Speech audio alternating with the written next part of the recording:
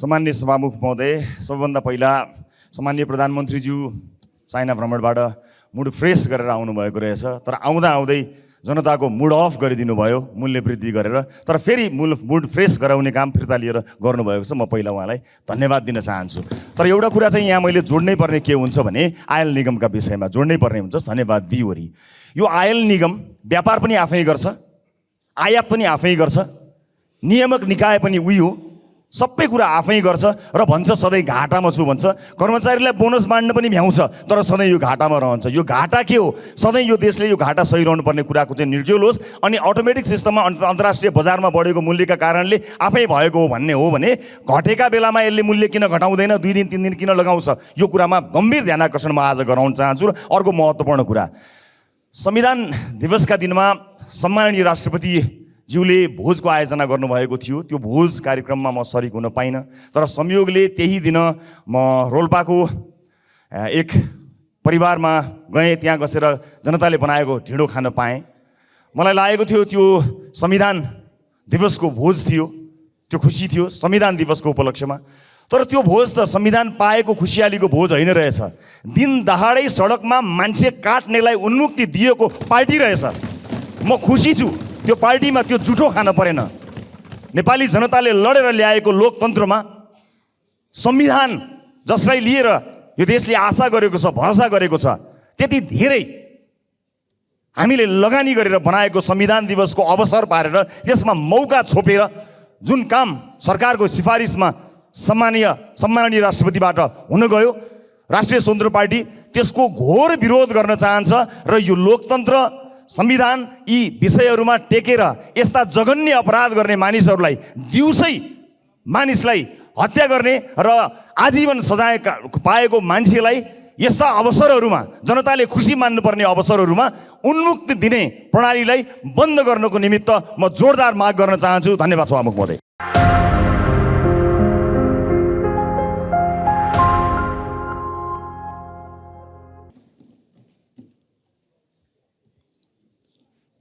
मान्य सदस्यहरू किन उठिरहनु भएको छ? बसौँ। आज प्रधानमन्त्रीज्यूबाट भ्रमणको बारेमा कुराहरू राख्ने दिनुभएकोले उहाँको कुराहरू राख्न दिउँ। त्यस पछाडि अनि हामी अरू कुराहरू नियमित ढङ्गबाट कसरी जाने हो अनि हामी जाउँ। त्यसैले म अनुरोध गर्छु मान्य सदस्यहरू बसौँ।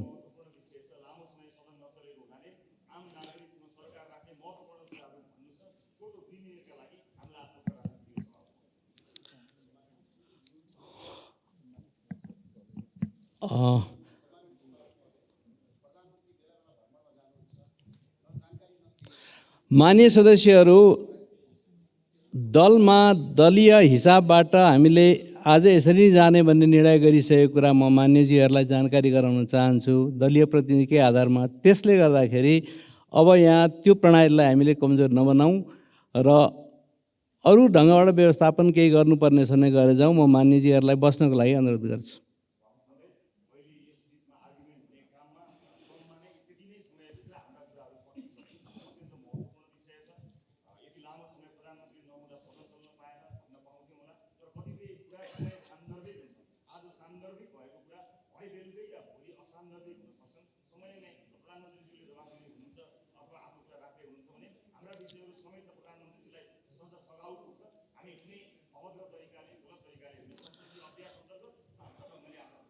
माननीय सदस्य, मैले संसदीय अभ्यास अन्तर्गत नै योभन्दा अगाडि दलीय हिसाबबाट सचेतक मान्यजीहरूसँग बसेर आज यसरी जाने भने टुङ्ग्याएको कुरा मैले फेरि पनि यहाँलाई दोहोऱ्याउन चाहन्छु। दलको आधारबाट राष्ट्रिय स्वतन्त्र पार्टीले 2 मिनटभित्र समय मागेको हुँदा दलका नेता रवि लामी छानेलाई 2 मिनटभित्र आफ्नो कुराहरू राख्न म समय दिन्छु। सामान्य सभामुख महोदय, सबैभन्दा पहिला सामान्य प्रधानमन्त्रीज्यू चाइना भ्रमणबाट मुड फ्रेस गरेर आउनुभएको रहेछ। तर आउँदा आउँदै जनताको मुड अफ गरिदिनु भयो मूल्य वृद्धि गरेर। तर फेरि मुड फ्रेस गराउने काम फिर्ता लिएर गर्नुभएको छ। म पहिला उहाँलाई धन्यवाद दिन चाहन्छु। तर एउटा कुरा चाहिँ यहाँ मैले जोड्नै पर्ने के हुन्छ भने आयल निगमका विषयमा जोड्नै पर्ने हुन्छ। धन्यवाद दिइवरी। यो आयल निगम व्यापार पनि आफै गर्छ, आयात पनि आफै गर्छ, नियामक निकाय पनि उही हो, सबै कुरा आफै गर्छ र भन्छ सधैँ घाटामा छु भन्छ। कर्मचारीलाई बोनस बाँड्न पनि भ्याउँछ, तर सधैँ यो घाटामा रहन्छ। यो घाटा के हो? सधैँ यो देशले यो घाटा सहिरहनु पर्ने कुराको चाहिँ निर्क्युल होस् अनि अटोमेटिक सिस्टममा अन्तर्राष्ट्रिय बजारमा बढेको मूल्यका कारणले आफै भएको हो भन्ने हो भने घटेका बेलामा यसले मूल्य किन घटाउँदैन, 2 दिन 3 दिन किन लगाउँछ? यो कुरामा गम्भीर ध्यान आकर्षण म आज गराउन चाहन्छु। र अर्को महत्त्वपूर्ण कुरा, संविधान दिवसका दिनमा सम्माननीय राष्ट्रपतिज्यूले भोजको आयोजना गर्नुभएको थियो। त्यो भोज कार्यक्रममा म सरिक हुन पाइनँ, तर संयोगले त्यही दिन म रोल्पाको एक परिवारमा गएँ। त्यहाँ बसेर जनताले बनाएको ढिँडो खान पाएँ। मलाई लागेको थियो त्यो संविधान दिवसको भोज थियो, त्यो खुसी थियो संविधान दिवसको उपलक्ष्यमा। तर त्यो भोज त संविधान पाएको खुसियालीको भोज होइन रहेछ। दिन दहाडै सडकमा मान्छे काट्नेलाई उन्मुक्ति दिएको पार्टी रहेछ। म खुसी छु त्यो पार्टीमा त्यो जुठो खान परेन। नेपाली जनताले लडेर ल्याएको लोकतन्त्रमा संविधान जसलाई लिएर यो देशले आशा गरेको छ, भरोसा गरेको छ, त्यति धेरै हामीले लगानी गरेर बनाएको संविधान दिवसको अवसर पारेर त्यसमा मौका छोपेर जुन काम सरकारको सिफारिसमा सम्माननीय राष्ट्रपतिबाट हुन गयो, राष्ट्रिय स्वतन्त्र पार्टी त्यसको घोर विरोध गर्न चाहन्छ र यो लोकतन्त्र, संविधान यी विषयहरूमा टेकेर यस्ता जघन्य अपराध गर्ने मानिसहरूलाई, दिउँसै मानिसलाई हत्या गर्ने र आजीवन सजाय पाएको मान्छेलाई यस्ता अवसरहरूमा, जनताले खुसी मान्नुपर्ने अवसरहरूमा उन्मुक्ति दिने प्रणालीलाई बन्द गर्नको निमित्त म जोरदार माग गर्न चाहन्छु। धन्यवाद सभामुख महोदय। सभालाई जानकारी गराउन समय माग गर्नुभएको छ। म उहाँलाई समय दिन्छु।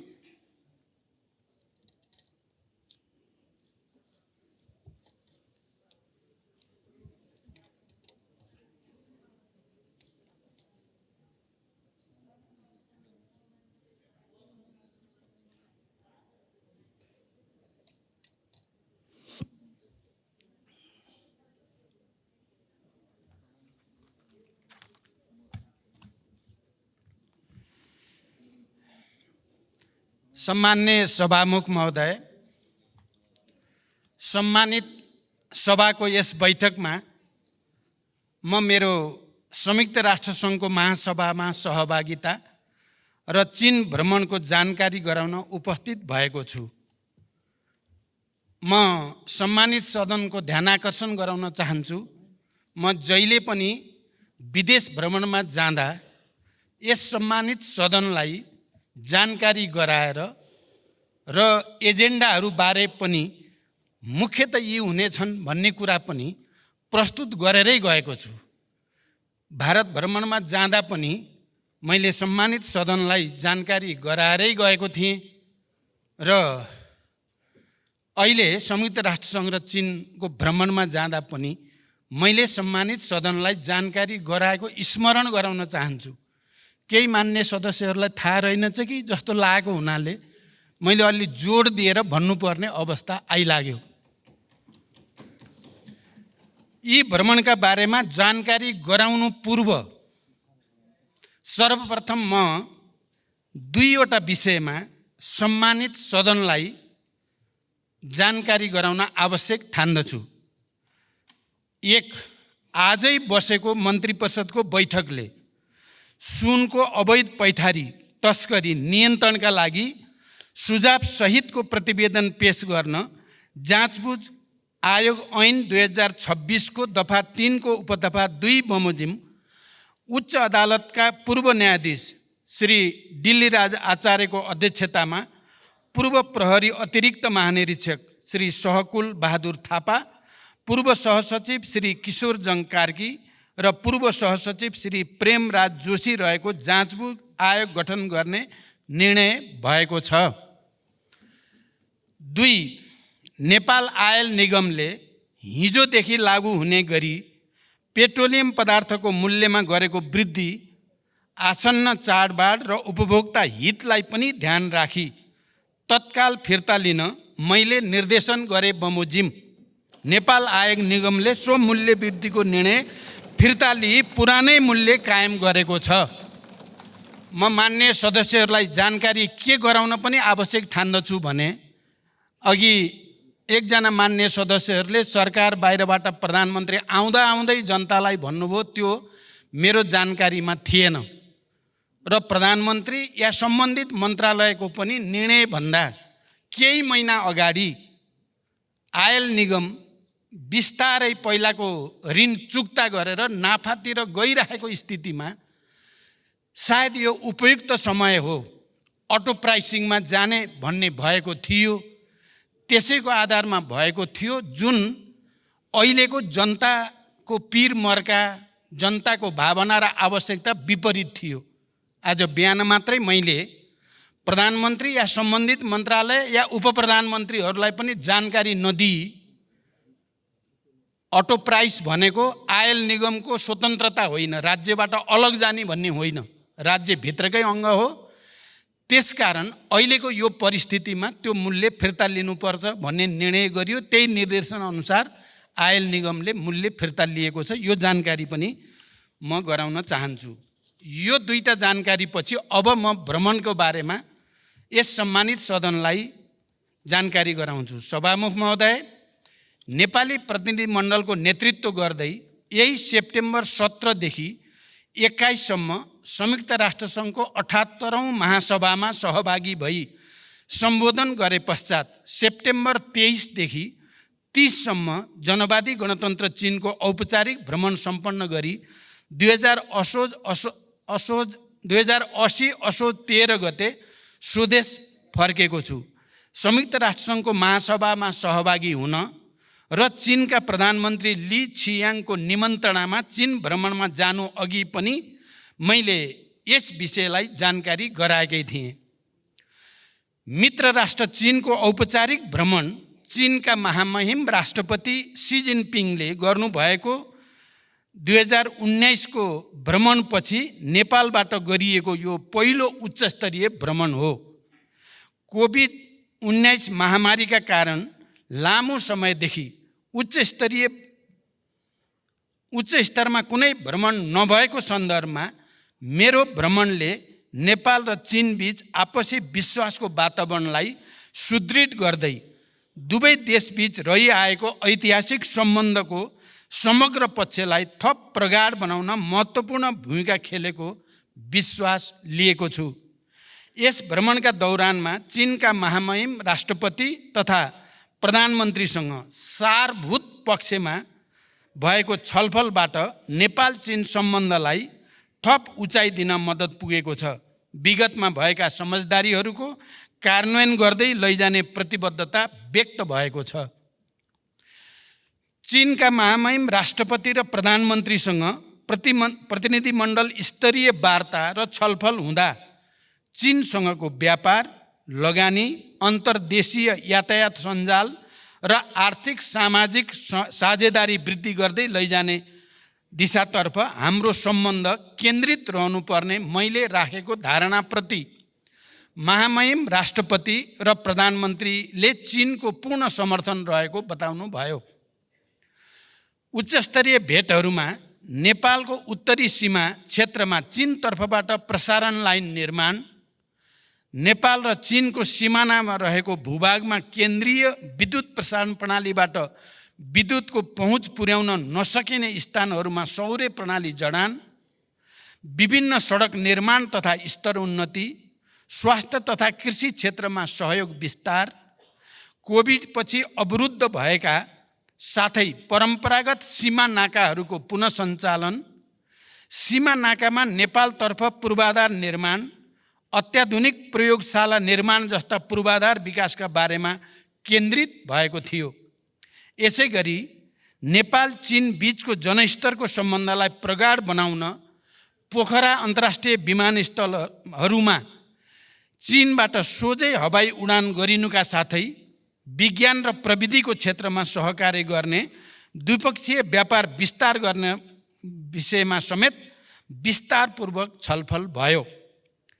नेपाल सदैव एक चीन नीतिमा प्रतिबद्ध रहँदै आएको र नेपाल चीन बीचको सम्बन्ध पञ्चशीलको सिद्धान्त, असल मित्रता, आपसी साझेदारी र सम्मान तथा अन्तर्राष्ट्रिय मूल्य मान्यता र कानुनमा आधारित रहेको पृष्ठभूमिमा भविष्यमा यो सम्बन्धलाई थप उचाइमा लैजाने दिशातर्फ दुवै पक्षले गर्नुपर्ने कार्यका बारेमा गम्भीर विचार विमर्श भयो। चीन भ्रमणको समयमा चीनको हाङजाऊमा विभिन्न देशका राष्ट्र प्रमुख र सरकार प्रमुख एवं उच्चस्तरीय प्रतिनिधि समेतको उपस्थितिमा चीनका महामहिम राष्ट्रपतिले गर्नुभएको उद्घाटन समारोहमा सहभागी भई नेपाली खेलाडीहरूको हौसला बढाउने अवसर पनि प्राप्त भयो। हाङजाओ र बेइजिङमा भएका बैठक र छलफलका अलावा चीनको छोङछिङ, चीनको स्वशासित क्षेत्र तिब्बत र छेन्दुको समेत भ्रमण गरी द्विपक्षीय सम्बन्धका बारेमा छलफल गरिएको थियो। प्रत्येक बैठकमा त्यहाँका राजनीतिक नेतृत्वबाट नेपाल चीन सम्बन्धलाई थप उचाइमा पुर्याउने एवं मेरो भ्रमणको अवसरमा नेपाल र चीनबाट संयुक्त रूपमा जारी वक्तव्यको पूर्ण कार्यान्वयन गर्ने प्रतिबद्धता व्यक्त भएको थियो। यसका साथै चीनको जनकाङ्ग्रेसका अध्यक्षसँगको भेटमा संसदीय प्रणाली र कानुन निर्माणमा चीनको जनकाङ्ग्रेसको अनुभव समेत बुझ्ने अवसर प्राप्त हुनुको साथै आपसी सहयोग आदान प्रदान गर्ने विषयमा समेत गम्भीर छलफल भयो। चीन भ्रमण अघि मैले संयुक्त राष्ट्रसङ्घको चालु 78औं महासभामा सहभागी भई उच्चस्तरीय सत्रको जेनरल डिबेट सामान्य बहसमा नेपालको तर्फबाट सम्बोधन गरेको थिएँ। यस सम्बोधनमा मैले प्रमुख रूपमा नेपालको शान्ति प्रक्रिया र त्यसलाई ठोस निष्कर्षमा पुर्याउन अन्तर्राष्ट्रिय समुदायको सहयोग, जलवायु परिवर्तन तथा यसले गर्दा नेपाल लगायत अल्पविकसित देशहरूमा परेको नकारात्मक प्रभाव र त्यसका निराकरणका उपायहरू, हिमाली राष्ट्रहरूका समस्या, दिगो विकासका लक्ष्यहरूको प्राप्तिमा अल्पविकसित राष्ट्रहरूका समस्या प्रस्तुत गर्दै ती समस्या समाधानमा साधन स्रोतको व्यवस्थापनका लागि विश्व समुदायको गम्भीर ध्यानाकर्षण गराएको छु। यसै गरी अति कम विकसित तथा भूपरिवेष्टित राष्ट्रका समस्याहरूप्रति विश्वको ध्यानाकर्षण गराउँदै ती राष्ट्रहरूको विकासका लागि अन्तर्राष्ट्रिय सहयोग, प्रविधि हस्तान्तरण र लगानीका माध्यमबाट गरिबी तथा असमानता हटाउँदै जानुपर्ने विषयमा मैले विशेष जोड दिएर राखेको छु। साथै समकालीन विश्वका प्रमुख मुद्दाहरू मानवाधिकार, निशस्त्रीकरण, आतंकवाद बारे नेपालको दृष्टिकोण पनि प्रष्ट शब्दमा प्रस्तुत गरेको छु। महासभाको मूल सत्रका अलावा दिगो विकास सम्बन्धी शिखर सम्मेलन एसडिजी समिट, जलवायु सम्बन्धी शिखर सम्मेलन क्लाइमेट एम्बिसन समिट, महामारी रोकथाम तयारी र प्रतिकार्य सम्बन्धी उच्चस्तरीय बैठक high level meeting on pandemic prevention, preparedness and response, विकासका लागि वित्त सम्बन्धी उच्चस्तरीय संवाद high level dialogue on financing for development, स्वास्थ्य सम्बन्धी high level meeting on universal health coverage तथा united nation friends of vision high level ब्रिफलाई समेत सम्बोधन गरेको थिएँ। यी सम्बोधनहरूमा मैले नेपाल लगायत अति कम विकसित राष्ट्रहरूको तर्फबाट समेत दिगो विकासका लक्ष्य प्राप्तिका समस्या, त्यसको समाधान, जलवायु परिवर्तनको प्रभाव र सोको न्यूनीकरणमा सहयोग गर्न अति कम विकसित मुलुकहरूका लागि सहज वित्तीय पहुँचको सुनिश्चितता, कोभिड-19 लगायतका महामारी र सोबाट गरिब मुलुकहरूका अर्थतन्त्रमा परेका समस्याका बारेमा विस्तृत र स्पष्ट दृष्टिकोण राखेको थिएँ। यसपटकको मेरो राष्ट्रसङ्घको सबै सभाहरूमा सम्बोधन गर्दा खाली नेपालको प्रधानमन्त्रीको हैसियतले मैले विषयलाई स्पष्ट राख्ने अवसर प्राप्त गरेको मात्रै होइन। यो पटक हाम्रो लागि विशिष्टता के रह्यो भने हामी एलडिसीको चेयर हौँ। यो पटक 47वटा कम विकसित देशहरूको अध्यक्षको हैसियतले प्रत्येक सभामा सम्बोधन गर्ने विशेष अवसर पनि नेपाललाई प्राप्त भयो र त्यो अवसरको हामीले अधिकतम सदुपयोग गरेको जानकारी पनि म गराउन चाहन्छु।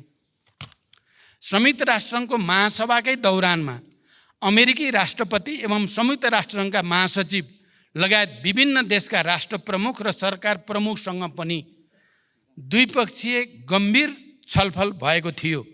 मैले र प्रतिनिधिमण्डलका सदस्य माननीय परराष्ट्र मन्त्रीले संयुक्त राष्ट्रसङ्घका सम्बन्धित अधिकारीहरूसँग गरेको छलफलमा शान्तिकर्मीहरूको सुरक्षा, बन्दोबस्तीका लागि भएको खर्चको समयमै शोध भर्ना तथा निकासा लगायत नेपालले गरेको अटुट र उच्च तहको योगदानको कदर स्वरूप जिम्मेवार तथा उच्च पदहरूमा नेपालको समुचित प्रतिनिधित्व हुनुपर्ने विषयलाई विशेष प्राथमिकताका साथ जोड दिएर उठाइएको छ। समग्रमा दुवै भ्रमणहरू सफल भएको मैले र हाम्रो प्रतिनिधिमण्डलले ठानेको छ। चीनको भ्रमणले झन्डै 4 वर्ष लामो नेतृत्व तहबाट एक अर्का मुलुकमा भ्रमण नभएको स्थितिको अन्त्य भएको छ। उच्च स्तरमा भएको द्विपक्षीय वार्ताबाट छिमेकीहरूका संवेदनशील विषयहरूमा नेपालले पालन गर्दै आएको नीतिको पुनर्पुष्टि भएको छ। राजनीतिक तहमा विश्वासको वातावरण बनेको छ।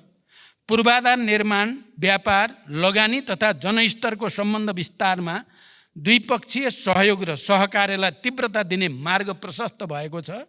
र अझ महत्त्वपूर्ण त नेपाल र नेपाली जनताप्रति चिनिया नेताहरूको सद्भावना विशेष रूपले अभिवृद्धि भएको हामीले महसुस गरेका छौँ। त्यसै गरी संयुक्त राष्ट्रसङ्घको महासभामा प्रधानमन्त्री स्तरमा भएको सहभागिताबाट नेपालको शान्ति प्रक्रियालाई निष्कर्षमा पुर्याउन संयुक्त राष्ट्रसङ्घ र अन्तर्राष्ट्रिय समुदायको सद्भाव हासिल गर्ने, नेपालमा द्वन्द्वबाट शान्तितर्फ रूपान्तरणको सफल उदाहरणलाई अन्तर्राष्ट्रिय समुदायले उचित मान्यता दिनुपर्ने, दिगो विकासका लक्ष्यहरूको कार्यान्वयन तथा जलवायु परिवर्तनका प्रभावहरूबारे नेपाल लगायत अति कम विकसित मुलुकहरूका चुनौती र तिनको सम्बोधनका लागि विश्व समुदायको ध्यानाकर्षण गर्ने विषयमा नेपाल यसपटक देखिने गरी प्रस्तुत हुन सफल भएको छ। सभामुख महोदय, साँच्चै नै एलडिसीको चेयरको हैसियतले पनि, क्लाइमेट चेन्जको सबभन्दा बढी असर परेको क्षेत्रको हैसियतले पनि, शान्ति प्रक्रियालाई अन्तिम निष्कर्षमा पुर्याउने र विश्वलाई नै शान्तिको एउटा नयाँ सन्देश दिने सन्दर्भमा पनि यो पटक संयुक्त राष्ट्रसङ्घको महासभामा देखिने गरी नेपाल, सुनिने गरी नेपाल स्थापित भएको महसुस हामीले गरेका छौँ। यो सधैँ प्राप्त हुने अवसर थिएन, यो विशेष स्थितिमा प्राप्त हुने अवसर थियो। यो अवसरलाई हामीले, मेरो नेतृत्वको प्रतिनिधिमण्डलले हामीले धेरै बैठकमा सहभागिता म र परराष्ट्र मन्त्रीजीले गर्ने अवसर प्राप्त भयो। हामीले अधिकतम सदुपयोग गरेका छौँ र यी दुवै भ्रमणबाट विश्वासको एउटा नयाँ वातावरण, नेपाल देखिने र चिनिने गरी स्थापित भएको महसुस मैले गरेको छु। यति जानकारी गराउँदै बिदा हुन्छु। धन्यवाद। अभिवादन।